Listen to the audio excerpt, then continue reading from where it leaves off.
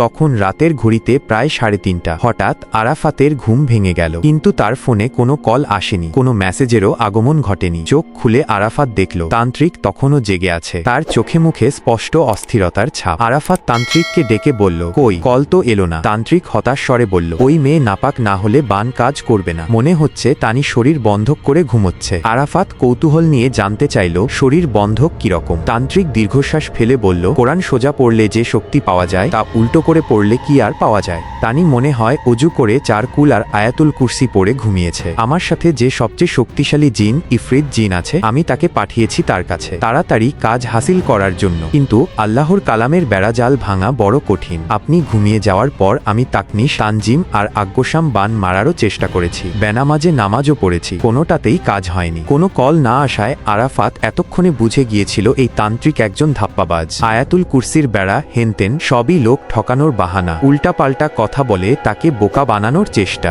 আসল ব্যাপার হলো এই প্রতারকের ধান্দাবাজি শুরু হয়েছে। বিরক্তি গোপন না করে আরাফাত বলল, হয়েছে ভাই, আপনার আর কিছু করতে হবে না, আপনার বানও মারতে হবে না, আমি আপনাকে কোনো টাকাও দিতে পারবো না। আরাফাতের কথা শুনে তান্ত্রিকের মুখ রাগে লাল হয়ে গেল, তেড়ে এসে বলল, টাকা দিতে পারবেন না মানে কি? আমি তো জাদু করে দিয়েছি, এখন সে যদি দোয়া কালাম পড়ে ঢাল নিয়ে বসে থাকে তাতে আমার কি দোষ? আসলে আপনি আমার জাদুতে বিশ্বাস করছেন না তাই না? আরাফাত কোনো উত্তর দিল না। নীরবতাকে সম্মতির লক্ষণ ভেবে তান্ত্রিক বলল, ওই মেয়ে 7 দিনের মধ্যে অবশ্যই আপনার কাছে আসবে, সেইটা দেখার জন্য আপনি নাও থাকতে পারেন। এই কথা বলে তান্ত্রিক তার পকেট থেকে সেই পুরনো ভাঁজ করা 1 টাইম চায়ের কাপটা বের করে আরাফাতকে দেখিয়ে কেমন যেন একটা ইঙ্গিত করল। আরাফাত বুঝতে পারল তান্ত্রিক তাকে মেরে ফেলার হুমকি দিচ্ছে। একটা চায়ের কাপ কারো জীবন নিতে পারে, এটা সে বিশ্বাস করতে পারছিল না। তবুও মনের এক কোণে সন্দেহের একটা ক্ষীণ বীজ মাথাচাড়া দিয়ে উঠল, যদি সত্যি এই বানগুলো কাজ করে তাহলে সানা হয়তো ঠিকই আসবে, কিন্তু আরাফাত থাকবে না। নিজের নিরাপত্তার জন্য সে ভাবল তান্ত্রিককে টাকাটা দিয়ে দেওয়াই ভালো, তার তো আর অর্থের অভাব নেই। কিন্তু পরক্ষণেই আবার মনে হলো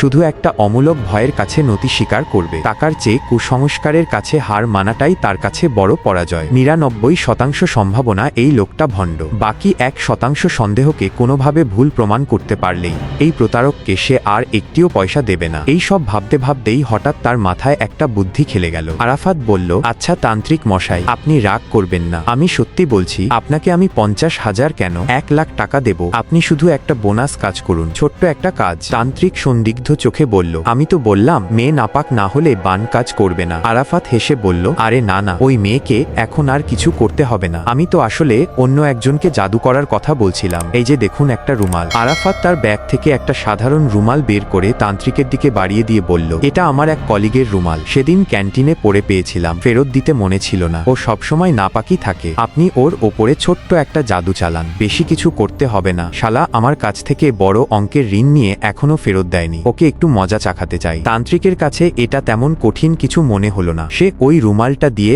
আরাফাতের বন্ধুর ওপর বান মারার কাজে লেগে পড়ল। সে আরাফাতের কাছে জানতে চাইল সে কোন ধরনের বান মারতে চায়। আরাফাত বলল, বড় কোনো বান মারবেন না, বন্ধু তো, শুধু তার বাঁ হাতটা কিছুদিনের জন্য অবশ করে দিন। তান্ত্রিক আশ্বস্ত করে বলল, ঠিক আছে, তাই করছি, আপনি আরেকবার ঘুম দিয়ে উঠতে না উঠতেই আপনার কাজ হয়ে যাবে। তান্ত্রিক রুমালটা নিল এবং আরাফাতের বন্ধুর বাঁ হাত অবশ করার জন্য তার কাপড়ের পুতুলটার বাঁ হাতে একটা পিন গেঁথে দিল, তার সাথে বেঁধে দিল রুমাল থেকে বের করা একটা সুতো। সুতোয় লেগে থাকা ঘামের গন্ধ শুঁকে জিন তার বন্ধুর কাছে পৌঁছে যাবে। ওদিকে আরাফাত অনেকটা নিশ্চিন্ত হয়ে দ্বিতীয়বার ঘুমাতে চেষ্টা করল, সকালবেলা তার সব সন্দেহ দূর হবে আর তান্ত্রিকের ভণ্ডামি ধরা পড়ে যাবে এই ভেবে।